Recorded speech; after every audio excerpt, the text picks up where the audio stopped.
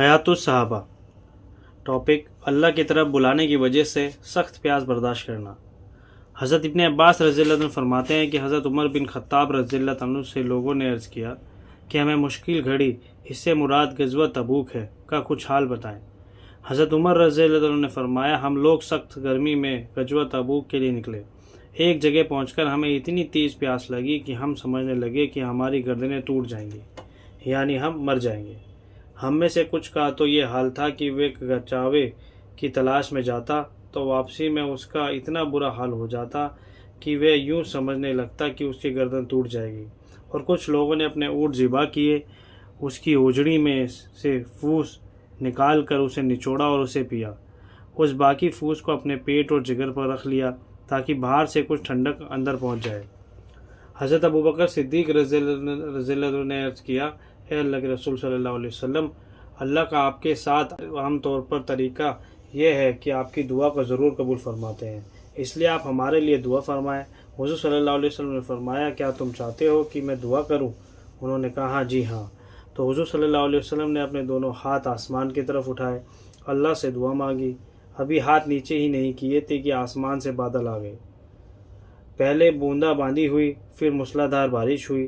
صحابہ کرام رضی اللہ عنہ نے جتنے برتن ساتھ تھے وہ سارے بھر لیے۔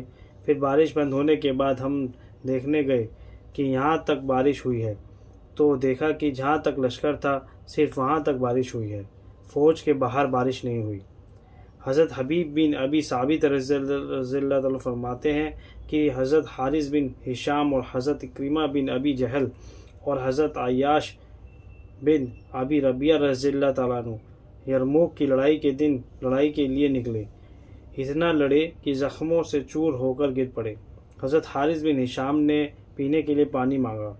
جب ان کے پاس پانی آ گیا تو حضرت اکرمہ نے ان کو دیکھا تو پانی لانے والے سے حضرت حارث نے کہا، یہ پانی اکرمہ کو دے دو۔ ابھی حضرت اکرمہ نے اب پانی لیا ہی تھا کہ ان کی طرف حضرت عیاش نے دیکھا تو حضرت اکرمہ نے کہا، یہ پانی عیاش کو دے دو۔ ابھی پانی حضرت عیاش تک پہنچا نہیں تھا کہ ان کی روح پرواز کر گئی۔ پھر پانی لے کر حضرت اکرمہ اور حضرت حارث کے پاس گئے تو ان دونوں کا بھی انتقال ہو چکا تھا۔ حضرت محمد بن حنفیہ رضی اللہ عنہ فرماتے ہیں کہ حضرت ابو عمرو انصاری بدر کی لڑائی میں، دوسری عقبہ کی بیعت میں اور احد کی لڑائی میں شریک ہوئے۔ میں نے ان کو لڑائی کے ایک میدان میں دیکھا کہ انہوں نے روزہ رکھا ہوا تھا۔ وہ پیاس سے بے چین ہو رہے تھے۔ وہ اپنے غلام سے کہہ رہے تھے، تیرا بھلا ہو، مجھے ڈھال دے دو۔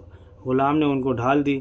پھر انہوں نے تیر پھینکا، جس سے کمزوری کی وجہ سے زور سے نہ پھینک سکے، اور تین تیر چلائے۔ پھر فرمایا، میں نے اللہ کے رسول صلی اللہ علیہ وسلم کو فرماتے ہوئے سنا ہے کہ جس نے اللہ کے راستے میں تیر چلایا، تیر نشانے تک پہنچے یا نہ پہنچے، یہ تیر اس کے لیے قیامت کے دن نور ہوگا، اور سورج ڈوبنے سے پہلے وہ شہید ہوں گے۔ ایک روایت میں ہے کہ انہوں نے غلام سے کہا، مجھ پر پانی چھڑکو، اس لیے اس نے ان پر پانی چھڑکا۔